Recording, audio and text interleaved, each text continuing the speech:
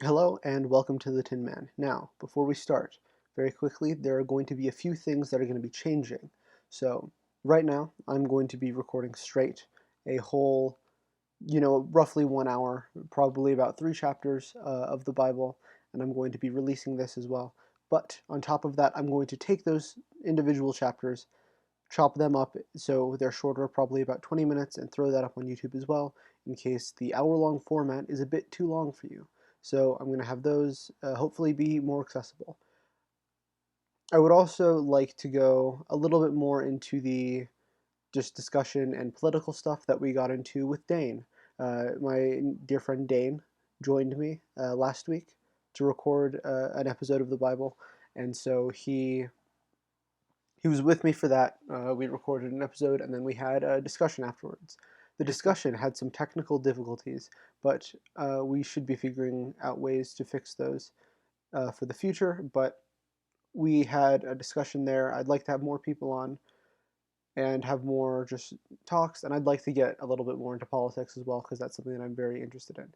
So, if you don't want to miss any of this, hit the subscribe button so you can see when my new videos are coming out, the shorter videos of the individual chapters, as well as hopefully soon enough within the next couple of weeks, some new political reaction videos and debate, conversation, discussion videos.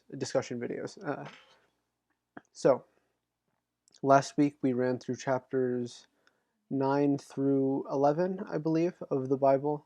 Basically, what happened there was the Tower of Babel happened. It was very anticlimactic.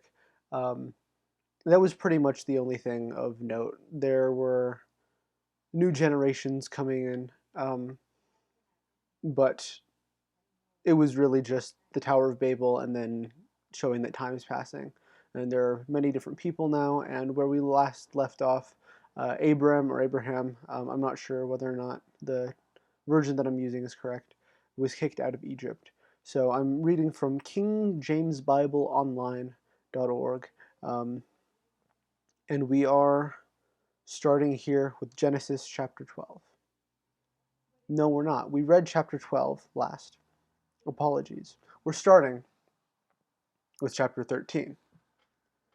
And Abram went up out of Egypt, he and his wife, and all that he had, and Lot with him into the south. Lot is his son, I believe. And Abram was very rich in cattle, silver, and in gold. Last time, the Pharaoh had given Abram and his wife a whole bunch of different stuff, but then he got kicked out because Abram had lied and said that his wife was his sister, because apparently she was very pretty, and if the Egyptians found out that she was actually his wife, they would have killed him and taken her for themselves. I don't know what them being siblings instead of married has any effect on that, but Abram, on top of already having a bunch of different things alongside with him, was gifted a bunch of things from the Pharaoh. And he went on in his journeys from the south even to Bethel, unto the place where his tent hath been in the beginning between Bethel and Hai, and unto the place of the altar which he had made there at the first. And there Abram called on the name of the Lord. And Lot also, which went with Abram, had flocks and herds and tents.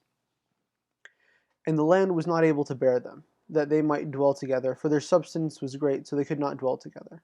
And there was a strife between the herdmen of Abram's cattle and the herdmen of Lot's cattle, and the Canaanite and the Perizzite dwelled then in the land.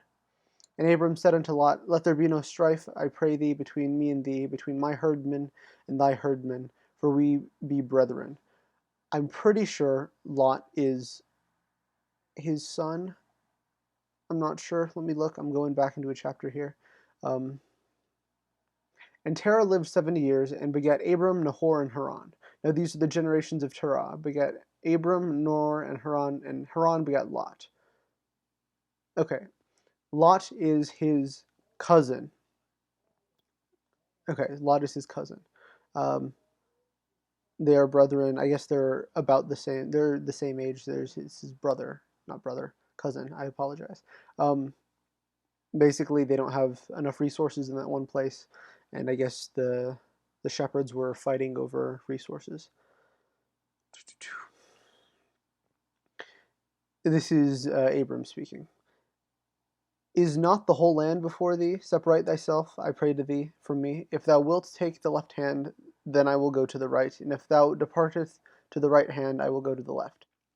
And Lot lifted up his eyes, and beheld all the plain of Jordan, that it was well watered everywhere, before the Lord destroyed Sodom and Gomorrah, even as the garden of the Lord, like the land of Egypt, as thou comest unto Zoar. The Sodom and Gomorrah thing is interesting because doesn't that have to do with the person whose wife got turned into a pillar of salt?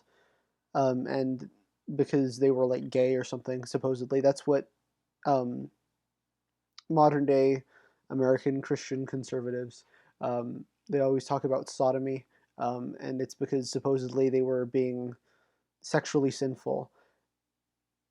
I remember them talking about Sodom and Gomorrah being created yet, but they definitely has not been destroyed. So I don't know if this is like foreshadowing, or if it's just saying that he looked at. I don't know. Um, I am interested because I guess it is Lot. I think it's Lot's wife that does turn into a pillar of salt, which is definitely not magical. Then Lot chose him all of the plain of Jordan, and Lot journeyed east, and they separated themselves the one from the other. And Abram dwelled in the land of Canaan, and Lot dwelled in the cities in the plain, and pitched his tent towards Sodom. But the men of Sodom were wicked and sinners before the Lord exceedingly, and the Lord said unto Abram, that after Lot was separated from him, lift up now thine eyes and look. Oh my God, I cannot. I'm illiterate today. I apologize. And the Lord said unto Abram, after that Lot was separated from him, lift up now thine eyes, and look from the place where thou art northward and southward and eastward and westward. For all the land which thou seest I will give to thee and to thy seed forever. I'm just laughing because this it reminds me of Mufasa and Simba. Everywhere the light touches, it's yours. And so he's like, yes, everything you can see, that's your stuff. God is Mufasa confirmed. I guess they're both our big, powerful voices in the clouds later. Um, let's see. Here we are. And I will make thy seed as the dust of the earth, so that if a man can number the dust of the earth, then shall thy seed also be numbered. Arise, walk through the land in the length of it and in the breadth of it, for I will give it unto thee. Then Abram moved his tent and came and dwelt in the plain of Mamre, which is Hebron, and there built an altar unto the Lord. That chapter was legitimately very uneventful. I think it's setting up the foreshadowing of the destruction of Sodom and Gomorrah, and I think it's just setting up the foreshadowing of Sodom and Gomorrah, and I think it is really just talking about these characters going their separate ways, um, and Abram's seed being populous among all the earth. Although, all in all, that was not a very eventful chapter. So, a short one. We may be able to get 4 in this time, depending on how long these are. All right. Genesis chapter 14. And it came to pass in the days of Aphramel, king of Shinar, Erech, king of Elasar, Sharzard, the king of Elam, and Tidal, the king of nations. I say Sharzard because I'm illiterate and I cannot read. Shed Olarmer, but I'm probably just going to call him King Sharzard.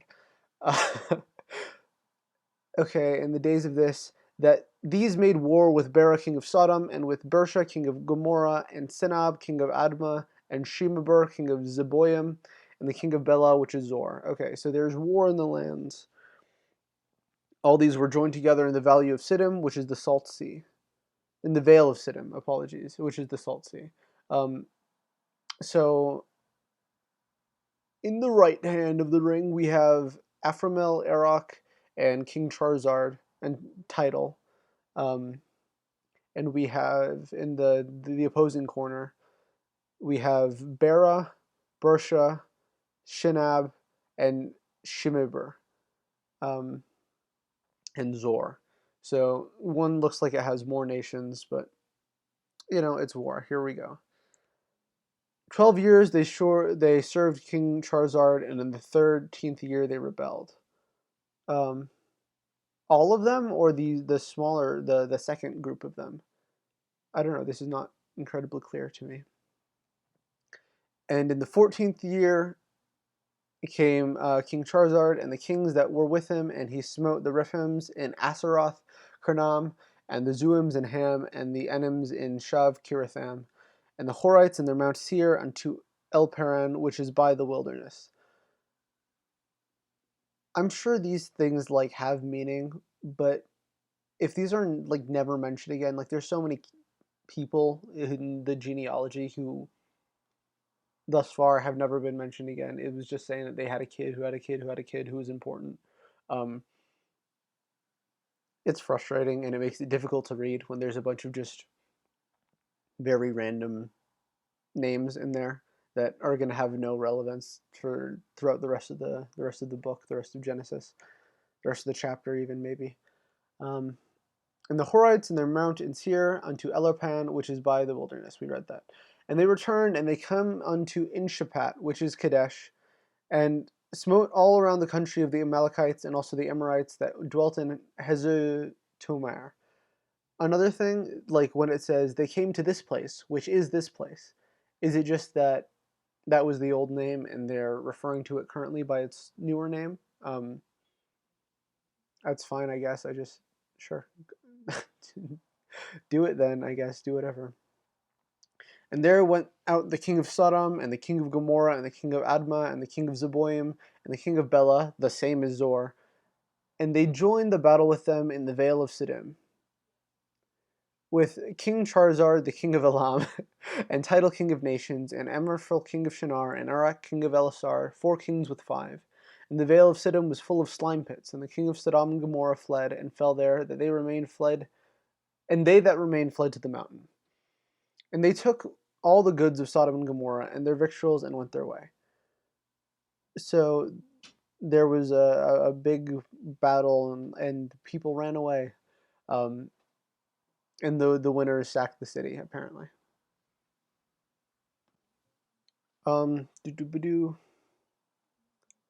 Yeah, it just looks like it's war stuff, and people ran away, and people won, and the people who won, the victors. To the victors go the spoils. All right. And they took Lot, Abram's brother's son, who dwelt in Sodom, and his goods, and departed. And there came the one that had escaped, and told Abram the Hebrew, for he dwelt in the plain of Mamre the Amorite, brother of Eshal, and the brother of Aner, for these were confederate with Abram.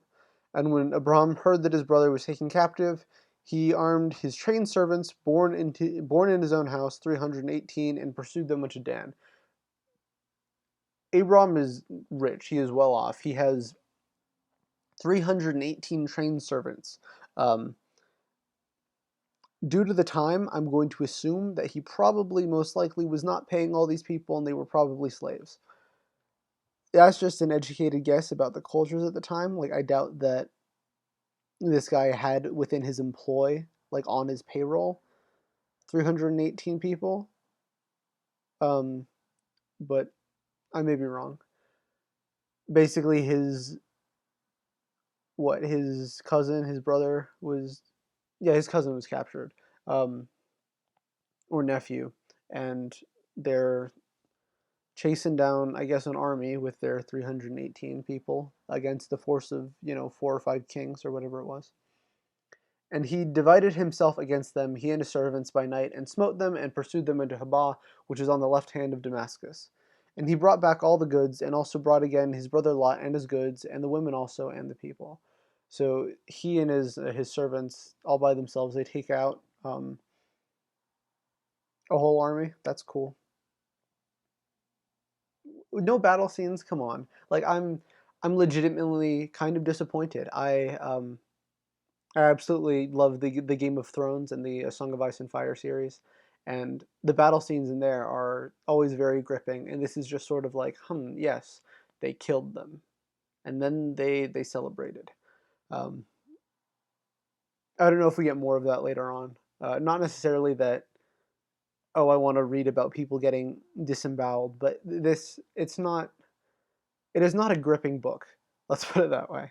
Um, we're pretty close to being done with this chapter. A lot of these seem to be very short. And the king of Sodom went out to meet him after his return from slavery of Shaldemar. Okay, so they're just straight up there and like I get that. It's just that I don't know. Like it just mentions it no such. Hmm. It just mentions it so nonchalantly. Like generally, I don't know. I feel like if this is, the whole inspired word of God thing, they should probably be condemning slavery. Like that might just be a good thing to do. Um, but I get that it was culturally relevant and very culturally prevalent at the time. Um, it's interesting though that the king was a slave. I don't know how likely that would be if like they're more likely to kill the people in power or to just hold them as prisoners rather than when I hear slave, I think of labor of some sort, service, like whether you're a house slave and you have to like clean things, or if you're, an agricultural slave, like the American South pre-Civil War with the enslaved African Americans. Um, I just don't think of it likely to do that to a king with their status and such. But here we are. And the king of Sodom went to meet with him after his return from the slavery of Shidamalar. That's King Charizard, and the kings that were with him at the Valley of Shiva, which is the King's Dale. And Melchizedek, king of Salem, brought forth bread and wine, and he was the priest of the Most High God. And he blessed him, and he said, Blessed be Abram of the Most High God, possessor of heaven and earth, and blessed be the Most High God, which hath delivered thine enemies into thy hand. And he gave him tithes of all. And the king of Sodom said to Abram, Give me the persons, and take the goods to thyself. And Abram said to the king of Sodom, I lifted up mine hand unto the Lord, the Most High God, the possessor of heaven and earth, that I will not take anything from a thread to even a shoe latchet, and that I will not take anything that is thine, lest thou should say, I have made Abram rich, save only that which the young men have eaten, and the portion of the men that were with me, Anir, Eshel, and Mamre, let them take their portion. I guess it's showing that he's a good old boy, and he's not taking things that don't belong to him. Yeah, I mean, I guess if you're trying to go the moral route, it works to a certain extent. He's saying that I have, I guess God has literally talked to him, but he's saying that I'm honoring him by not taking anything that's yours, um, but let the other people take their stuff, but I'm not taking anything from you personally. That is the end of Genesis chapter 14. These have been generally really short and not very substantive. I mean, yeah, that's pretty much it. We're gonna move on to chapter 15 now. So here we go. Genesis chapter 15. And after these things the word of the Lord came unto Abram in a vision, saying, Fear not, Abram, I am thy shield, and thy exceeding great reward. And Abram said, Lord God, what wilt thou give me, seeing I go childless, and the steward of my house is this Eliezer of Damascus? And Abram said, Behold, to me thou hast given no seed, and lo, one born in my house is mine heir.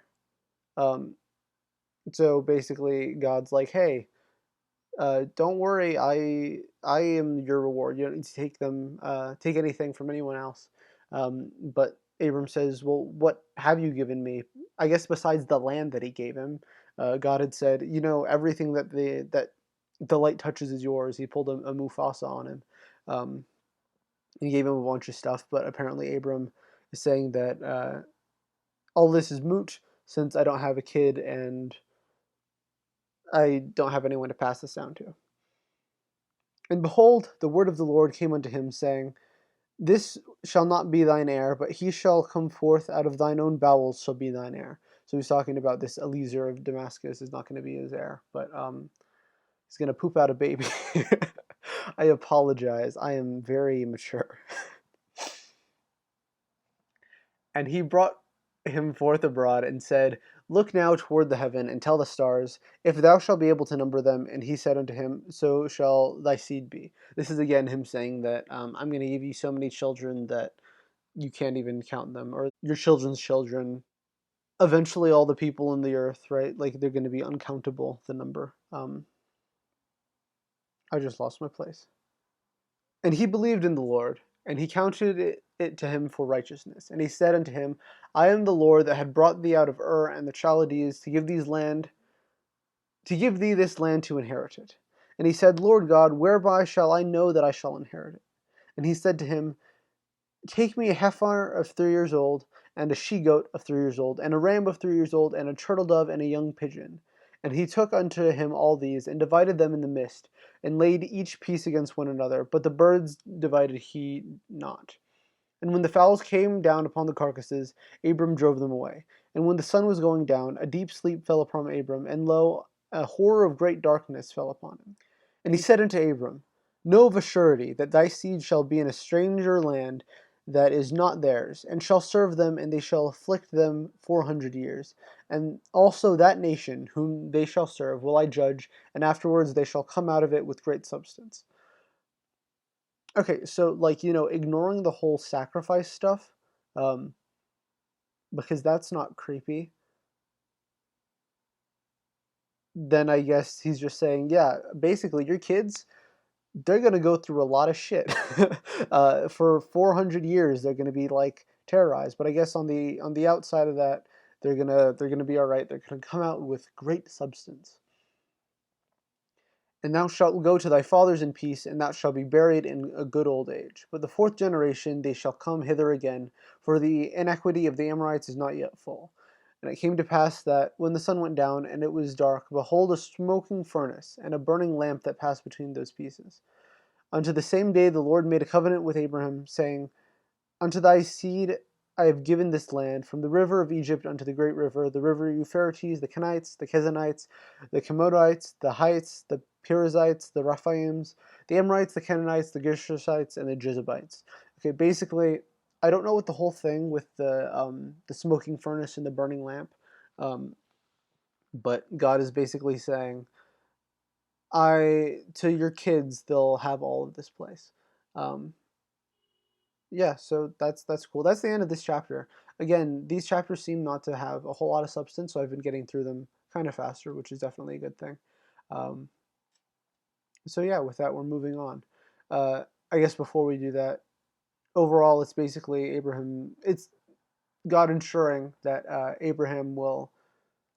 that his children will be sufficiently looked after 400 years of being terrorized by another nation, of course.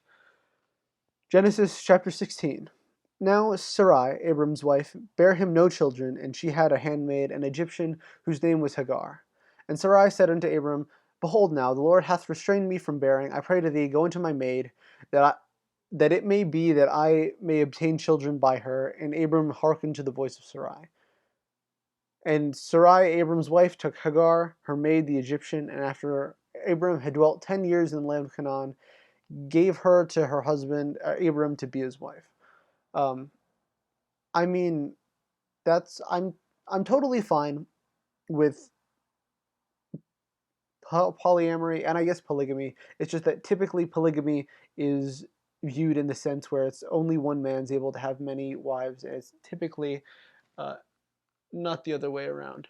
Um, where I have issue with this is that it does not seem to be among consenting adults, and I guess adults is less keen here because like Abram's like 300 or something. He's not young. It's just that the giving someone a handmaid, it sounds like she's her handmaid, but slaves can still be handmaids. Like it does not sound like this is someone again who's on the payroll. This sounds like it is someone who is coerced. But I guess yeah, now he's gonna have children with a different person, his new wife. Um, and he went in unto Hagar, and she. Okay, I was a bit taken aback. It wasn't like, oh, he went to under her room. It says, and he went in unto Hagar. So he's like, yeah, he went in her. He did. I was taken aback by that. All right. And she conceived. And when she saw that she had conceived, her mistress was despised in her eyes. Um, So it sounds like Sarai doesn't like that Hagar conceived, even though like that's why she had given her to Abram. That doesn't make. Oh, I guess I don't know. Like it makes sense from a human point of view that it's like here, like I want you to try this, but I still, I guess, would not rather you not have that because then you may love her more than you love me or whatever it is. But on the other hand, she was literally like, here's my handmaid. Um, I guess here we go. And Sarai said unto Abram, my wrong be upon thee. I have given my maid unto thy bosom, and when she saw that she had conceived, I was despised in her eyes, and the Lord judged between me and thee. Wait, so it sounds like Hagar didn't like Sarai. That's weird. I don't know why that would be. And I don't know why she's saying that the Lord is judging between her and Abram. Uh, this book is nonsensical. Like there's not a solid through line. Nothing makes logical consistency. Like I get that it's not supposed to be like a novel where you actually read the emotions and characters of people to like describe why, but it's definitely not a history book, right? Like history books generally don't go throughout literal dialogue of people, and I don't know. It's not like anything I've ever read before, and it's not necessarily gripping.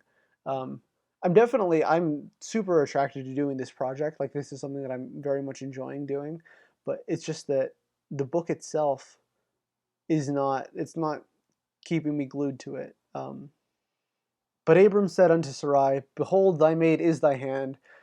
Do to her as it pleaseth thee. And when Sarai dealt hardly with her, she fled from her face. So Sarai just beat her. That's what it seems like. That's healthy. And the angel of the Lord found her by a fountain of water in the wilderness, and by the fountain in the way to Shur. And he said, Hagar, Sarai's maid, whence camest thou, and whither wilt thou go? And she said, I flee from the face of my mistress Sarai. And the angel of the Lord said unto her, return to thy mistress, and submit thyself under her hands. That just seems like really bad advice. And like I get that it's coming from an angel, and like hopefully it'll work out okay, but someone could very easily extrapolate this to be like, hey, go back to your abuser. And that's something is I cannot condone. No, that's bad. Don't do that. If someone's physically beating you, don't do that. Don't go back to your abuser. Don't submit yourself unto her hands. And the angel of the Lord said unto her, I will multiply thy seed exceedingly, that it shall not be numbered for multitude. And the angel of the Lord said unto her, behold, thou art with child, and shall bear a son, and shall call his name Ishmael, because the Lord hath heard thy affliction. And he will be a wild man, and his hand will be against every man, and every man's hand against him, and he shall dwell in the presence of all his brethren. He's not selling this very well, is he? Like he goes in with like the good news first. He's like, "Hey, you do have a kid. That's something you wanted. You have a son, which is good because then they, prioritized male children over females. Um, but then they're like, your kid, he's gonna be wild. He's gonna be reckless. He's gonna fight everyone. Everyone's gonna fight him. And guess what? He's not even gonna live on his own. He's gonna live in the presence of all his brethren. He's gonna live in society where he's gonna be fighting everyone all the time. I'm really selling this here. Go back to your abuser. It'll be all great. It'll be all fine and dandy. Thank you, the angel of the Lord. And this is Sarai here. And she called the name of the Lord that had spake unto her, Thou God seest me. For she said, Have I also here looked after him that seeth me? Wherefore the well was called Berholai High, and it is between Kadesh and Barad. Um, I don't know what that verse 13 was about. Like she calls for God and she says, You see me? Have I also here looked after him that seeth me? So I guess she's saying, have I done you proud? Did I do you good? To the best of my interpretation, that's what it seems like. Um, And Hagar bare Abram a son, and Abram called his son's name, which Hagar bare Ishmael. And Abram was 86 years old when Hagar bore Ishmael to Abram. Okay, so he wasn't as old as I thought he was. He is only 46. Wait, fourscore is like 12, right? Like a score is 12. Am I wrong? I'm looking this up right now. How much is a score? Or fourscore, I should rather. Fourscore is 80. That's okay. That's interesting. So he wasn't 46 years old. He was 86 years old. So a fourscore is a fortnight. Okay.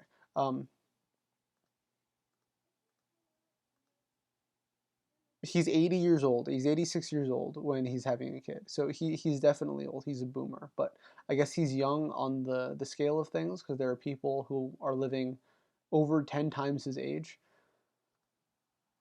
That's the end of Genesis chapter 16. We're moving on to 17.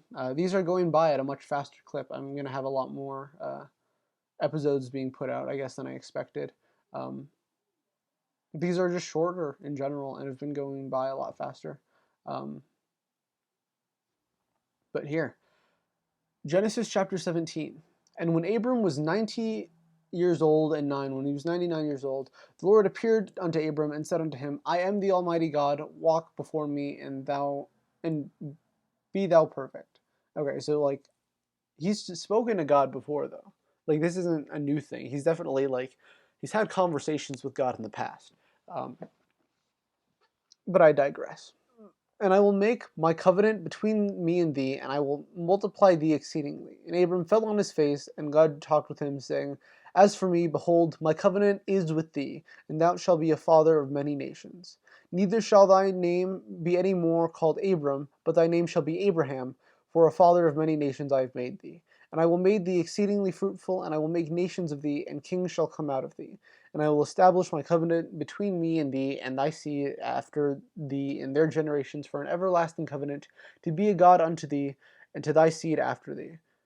That's a lot of these, and there's still more to go. But I was right, Abram is Abraham. I just didn't know that he got a name change. That's kind of cool. That's interesting, yeah, because I had my suspicions. If you listen back to last week's episode with Dane, in the middle of it, I stopped the whole thing because I see something on the side that says Abraham leads it when it was still talking about Abram. But I'm glad to know that my suspicions were correct. So that's cool. And we're going. There's still more to the. All right. And I will give unto thee, and thy seed after thee, and the land wherefor thou art a stranger, all the land of Canaan, for an everlasting possession, and I will be their God.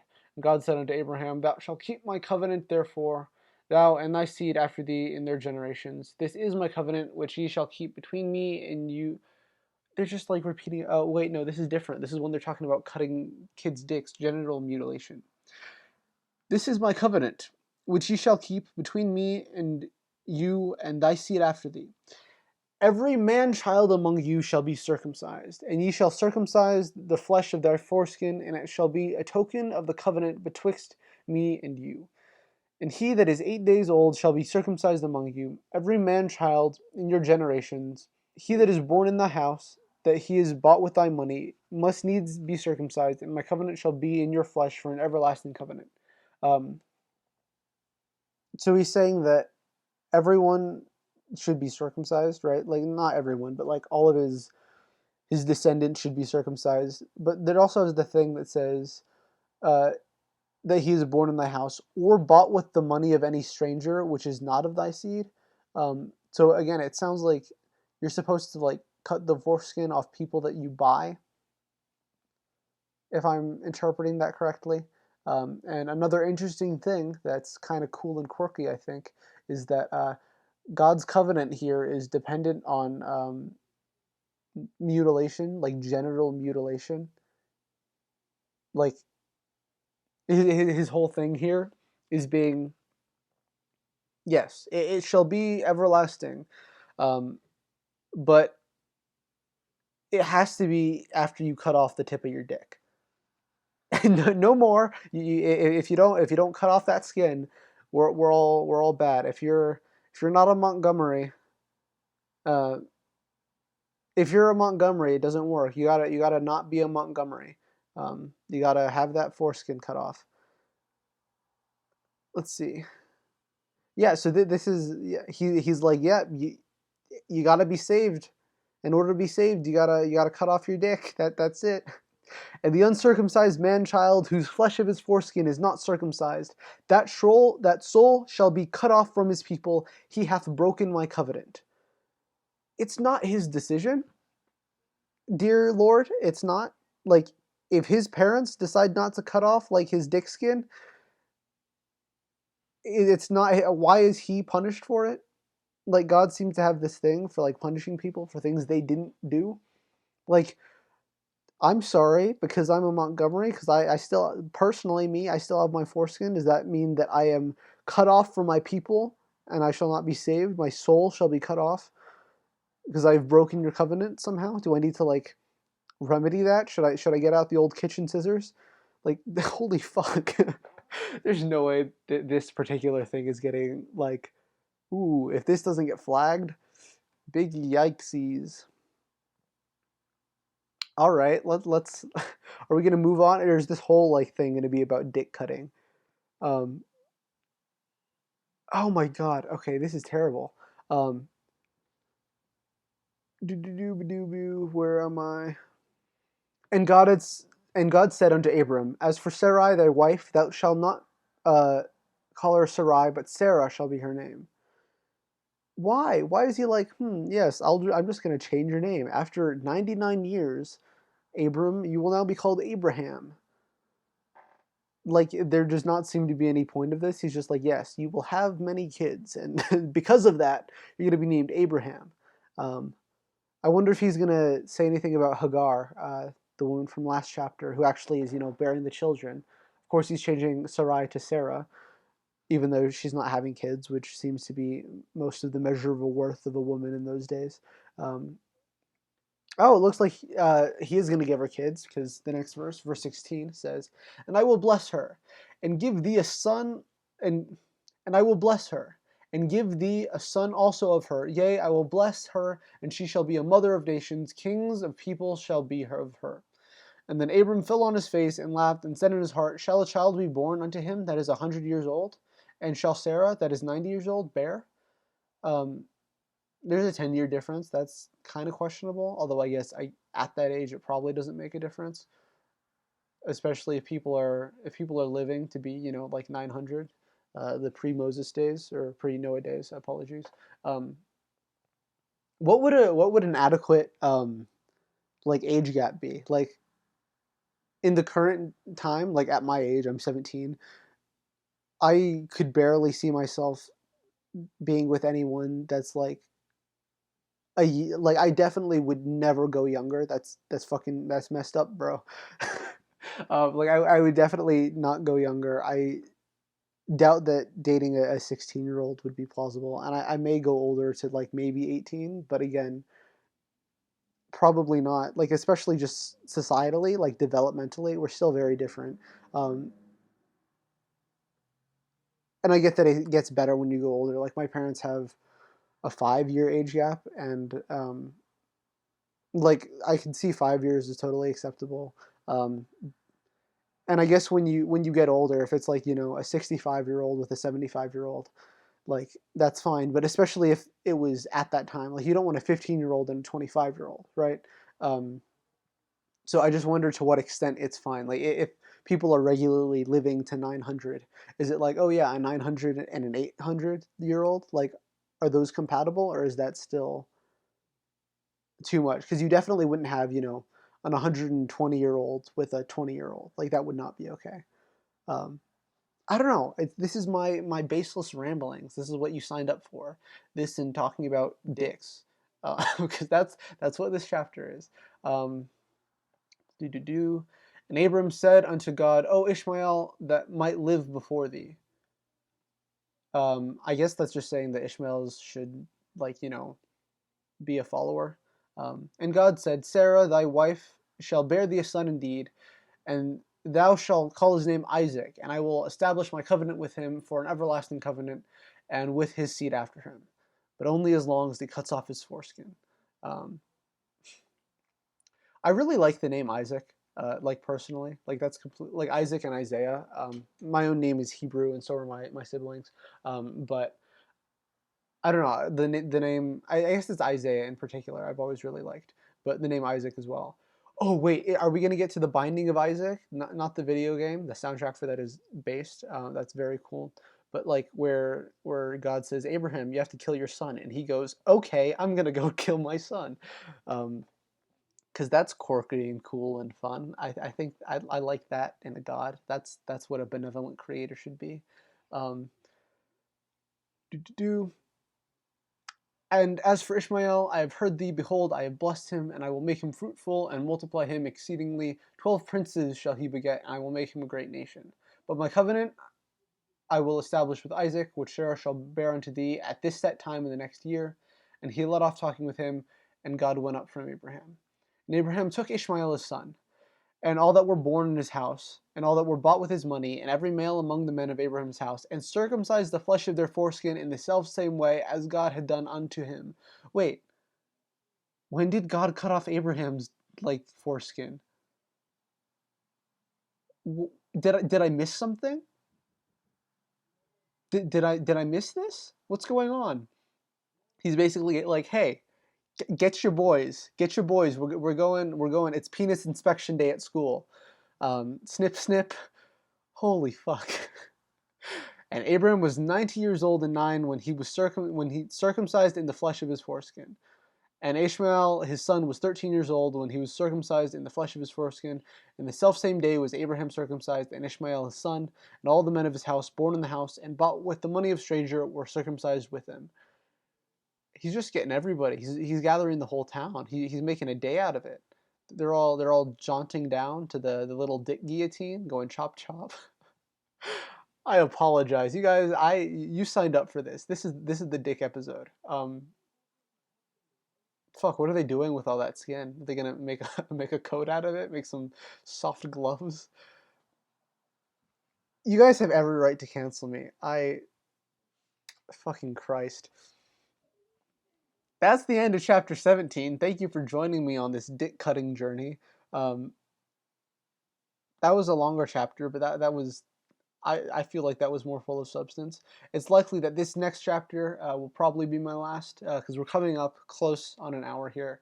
Um, so I'll probably be able to get only one more chapter, and this next one's a bit longer as well. So yeah, here we go. Genesis chapter 18. And the Lord appeared unto him in the plains of Mamre, and he sat in the tent. Wait, he just says him. And he sat on the tent door in the heat of the day. It just says him, though. It just says, and the Lord appeared unto him.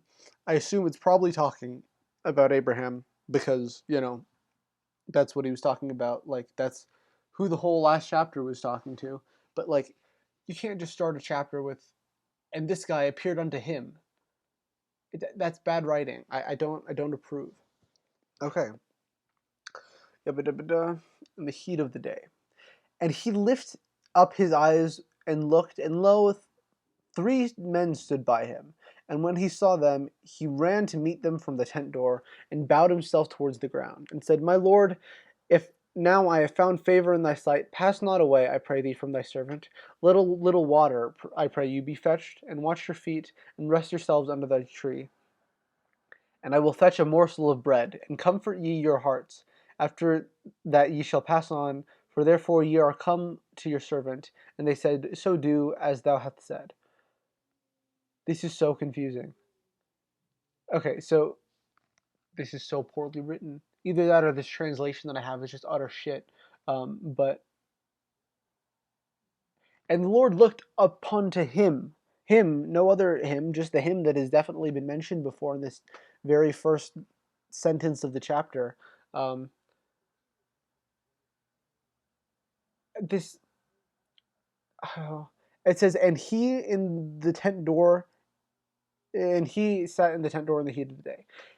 Is the he referring to him, or is he referring to the Lord? Because this sentence makes no sense. It's not very clear. And then I assume it's the him. That's his name. His name is him.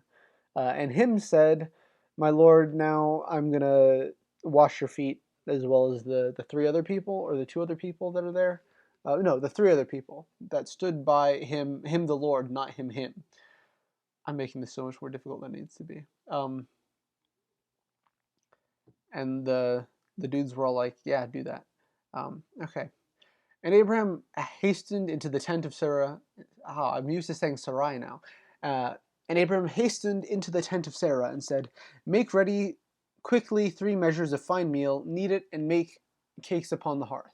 And Abram ran unto the herd, and fetched a tender calf and good, and gave it unto a young man, and he hasted to dress it. And he took butter and milk and the calf which he had dressed, and set it before them, and he stood by them under the tree, and they did eat. Did he cook? Did he cook the meat? Did he? Did he cook the guys? Did he cook the meat? That they're just like, yes, fresh bloody, just how I like it, extra rare. It doesn't sound like he cooked the meat. I'm gonna give him the benefit of the doubt and assume that he cooked the meat, but like, I don't know. It's not very consistent. Like he's like, yes, cook these cakes, cook this bread. Don't. But here's the meat. I'm not saying anything about that. Um, And they said unto him, Where is Sarah thy wife? And he said, Behold, in the tent. And he said, I will certainly return unto thee according to the time of life. And lo, Sarah thy wife shall have a son. And Sarah heard it in the tent door which was behind them. And he said, Is he him? I assume this is Abraham. This is Abraham. We're talking about Abraham. Him is Abraham. Okay. And they said unto Abraham, Where is Sarah thy wife? And Abraham said, Behold, in the tent. And I assume this is Abraham. And Abraham said, I will certainly return unto thee according to the time of life. What? I will certainly return unto thee according to the time. What? He asked about where your wife was, dude. No, okay, this has to be the other people because it says, And lo, Sarah thy wife shall have a son. So this can't be Abraham, even though before they, like the three people were referred to in plural, and they said unto him, and now it's talking he, as in one of them were speaking, although, or maybe it's God. It has not been yet said whether or not God is there, because apparently he was there, and so are these three dudes, angels or something. Um, this is not well written. This is not well written. This is not well written. Oh my god. Okay, and then Sarah heard that she was gonna have a son, and now Abraham and Sarah were old and well stricken in age, and it ceased to be with Sarah after the manner of women. What? And it ceased to be with Sarah. I assume that's talking about like manners, like respect, because in the next line it says, Therefore Sarah laughed within herself, saying, Am I waxed old? Shall I have pleasure, my Lord being old also? And the Lord said unto Abraham, Wherefore did Sarah laugh, saying, Surely I shall I of surety bear a child, which I am old? Is anything too hard for the Lord? At the time appointed I will return unto thee according to the time of life, and Sarah shall have a son. I don't know. I guess the Lord is there, even though he's not like directly. This is not well written. Ugh. And then Sarah denied, saying, I laughed not, for she was afraid. And he said, Nay, but thou didst. Did she just lie to God? What in your why? Why would you why? At what point do you think, yes, it's a good idea. Let me lie to God, who definitely just heard me laugh. Especially because it says she laughed within herself. Like it doesn't. It seems like she's like internally chuckling, or she's like, that's funny. That's am I really gonna get this? Like laughing from excitement. But it says within herself, and the Lord hears that, and she's like, no, I didn't laugh. Are you laughing to the person who's fucking telepathic and like heard your inside laugh? I'm sorry, everyone. I'm coming off of the Dick episode, and I'm losing it. This is probably going to be the last one because we're nearing up on an hour, and we still got over half the chapter to go. So here we go. And the men rose up from thence and looked toward Sodom, and Abraham went with them to bring them on the way. And the Lord said, Shall I hide from Abraham that thing which I do, seeing that Abraham shall surely become a great and mighty nation, and all the nations of the earth shall be blessed in him? Okay, so Abraham like walks these dudes to Sodom. I don't know who the Lord is talking to. I would assume it'd be to Sarah because she's the only person there. But what is he hiding that thing which he do? Um, For I know him, and he will command his children and his household after him, and they shall keep the way of the Lord, to do justice and judgment, that the Lord may bring upon Abraham that which he hath spoken of him. He's still not talking about what he's hiding, the thing. I this is so poorly written. Like, if this was a book that someone like that a friend had recommended to me, one, the syntax is kind of shit. Like, if you're trying to have something read to be accessible, like it should not be written like this. But I guess it was probably appropriate for the day in which it was originally translated. Um, but also like just the lack of detail in this. Like no matter what you're reading, if it's like political theory, if this is a storybook, if it's a book of poems, if it's like fiction, if it's a history textbook, like again, it's not written like anything before. It has dialogue and everything, and most of the other things that are written, that have dialogue are typically fiction, or they're like a nonfiction autobiography. But even with those, there's definitely embellishment in autobiographies. Um, or misappropriations, right? Like creating conversations that you have vague like recollection of, but of course you don't remember the exact words that were said. But like, especially within an autobiography or a fiction book of any kind, really, you can give the people motive, you can give the characters motive, even if the character is yourself. In an autobiography, you can still look back at yourself and say, yes, I think this is why I did this, even if you misremember. I think this was my motive. I think this was my reasoning. There's none of that here. There's so many things that are mentioned that are you'd think would be like the shotgun on the wall, but they're just never brought up ever again. Shall I hide from Abraham that thing which I do? And he doesn't talk about it. Oh, wait. I may have gone on this tangent a little bit too early. Maybe I should have waited, um, because here I guess I ended directly before where he may actually be bringing up what he's doing.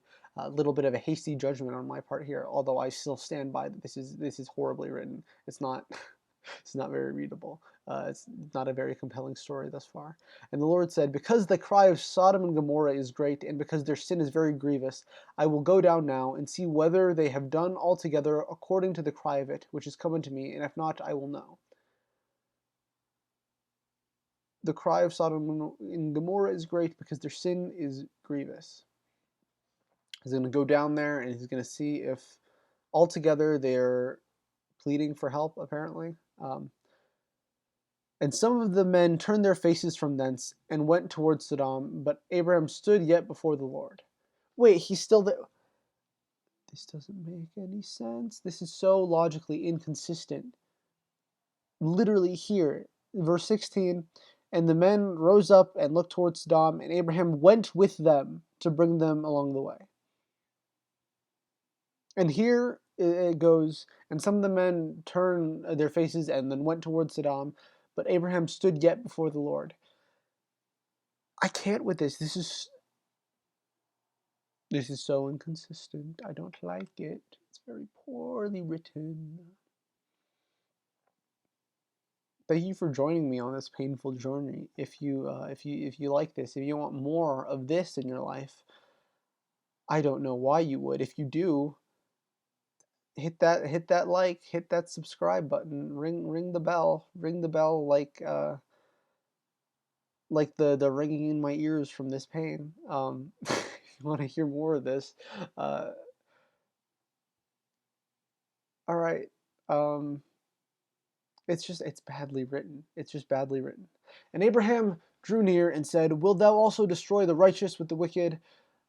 Peradventure there be 50 righteous in the city. Wilt thou also destroy and not spare the place of the 50 righteous that are therein?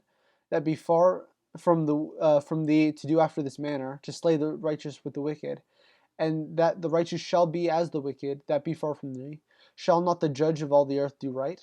And the Lord said, If I find in Sodom 50 righteous within the city, then I will spare all of the place for their sakes. Okay, so he's saying that if there's 50 righteous people in there, the whole place is saved. It's kind of, I guess he's sort of he's the whole thing with Noah and drowning the entire world because humankind was bad. I'm sure there was probably more than 50 people that were like doing all right. I'm pretty sure it wasn't just Noah and his kids that were doing good. So, and I get that he made the covenant with the rainbow and everything that said, yes, this is me reminding myself and everyone being reminded that I will never kill all of the earth again because some people are bad. It also kind of sounds, and since I know the story of Sodom and Gomorrah, that he's not going to find 50 righteous people there and he's going to kill everyone. I don't know if that means he finds 0 righteous people or if he finds 49, but things are not looking great for Sodom and Gomorrah. And Abraham answered and said, Behold now, I have taken upon me to speak unto the Lord, which I am but dust and ashes. Peradventure, I need to look up this word because I don't understand it. Perhaps. Peradventure means perhaps. I prefer mayhaps. I think mayhaps is cooler. Uncertainty or doubt to whether something... Okay, so yeah, it means perhaps. Mayhaps there shall lack 50 of the righteous. Wilt thou destroy all the city for lack of 5? And he said, If I find there 40 and 5, I will not destroy it. Okay, so yeah, Abraham's kind of smart here. He's like, yeah, if you find 49, if you find 45, are you still going to destroy it? And then Lord, even though it just says he, says, If I find there 40 and 5, I will not destroy it. And he spake unto him yet again and said, Mayhaps there will be 40 found there. And he said, I will not do it for 40's sake. I will not do it for 40's sake. I can't tell whether or not he's saying I'll save the city if there's 40 people there, or if he says fuck the 40, I'm gonna still burn the city to the ground. Oh no, it means that if there are 40 good people there, then he's not going to do it. And then Abram said unto the Lord, let not the Lord be angry, and I will speak. Mayhaps there shall be 30 found there. And the Lord said, I will do it. I will not do it if there's 30 people there. And I assume this is Abraham, even though it just says he. It just says he. There's no. It just says he. And he said, assuming Abraham, Behold now, I have taken upon me to speak unto the Lord. Mayhaps there shall be 20 found there. And the Lord said, I will not destroy it for 20's sake. And Abraham said, Oh, let not the Lord be angry, and I will speak yet, but this, mayhaps 10 shall be found there. And the Lord said, I will not destroy it for 10's sake. And the Lord went his way, and as soon as he had left communing with Abraham returned unto his place. Okay, so Abraham negotiated it down to 9 innocent people, since he didn't go all the way down to 1. Not really, but like it sounds like he's the Lord might destroy it if there are 9 people, less than 10 people there. But I'm definitely glad that Abraham seems like a good guy. Honestly, I like Abraham. He seems pretty chill. I mean, he named his kid Isaac. I like that. I don't like that he took his like 13-year-old kid and cut off like the tip of his dick. But and I know that's not what circumcision is. Like I get it. But the whole like chopping off foreskins, not a huge fan. Especially like this dude is like 100 and something, and like he's grabbing his child's penis and cutting off his foreskin. But besides that, besides his future, attempted sacrifice of his child, he seems to be like a pretty okay guy. We're gonna leave it there as we are very close to, if not yet past, the 1-hour mark. Thank you for joining me on this one. This one was actually kind of a lot of fun. I felt like this one overall went by pretty fast. It was entertaining. This would have been a good one to do with someone, especially the whole let's cut off all of the foreskins episode. But alas, there will almost certainly be something as egregious some other time when I have a guest on. I'm going to try and have someone new on next week. I love Dane, but I don't only want it to be the Ethan and Dane show, so I'll try and get some more people on, have some rotating guests, and occasionally I'll do solo episodes like this still, depending on how frequently people want to join me. But we're going to leave this here. We'll have some discussions with some new people, hopefully next week, if not within the next 2 weeks. Again, I'm going to be chopping this up into some smaller segments as well. So we're going to have individual episodes going through here. If you prefer the individual episodes, go ahead and let me know down below in the comments. I also may soon do a camera because I assume that'll also help with viewer retention. It's going to be a lot more efficient if someone's, looking at a screen rather than just a very cute picture of my very cute cat Loki. But yeah, so there will be some advancing changes here. I'm going to have some shorter segments put on as well as these longer ones. I may eventually like live stream these, but who knows. I'd like to, have my face out here. I want to do more discussions, just conversations about things. I want to have more political content out there. But it's not just that. Like, I'm down to talk to anyone about Minecraft lore or, like, whatever it is. If someone, hopefully, my friend, I'm not going to dox him here yet, but if he joins, we can have a very in-depth Game of Thrones, Song of Ice and Fire discussion. Even though I haven't looked into it too much recently. It's still something that I'm very much interested in. I'm really just killing time here. I'm just rambling. Basically, if you got this far, if you liked this video, please leave a like, please subscribe, please leave a comment. If you want to hear me talk more or less about dicks in my future episode, let me know. If there's anything you want to see, if you want to keep just cat photos, if you want to have some sort of mix, if you want to see my face, my ruggedly handsome face, go ahead and let me know in the comments below. I'm going to leave this here. This has been the Tin Man Show. I have been your host, Ethan Zimmerman. And with that, I'll see you around.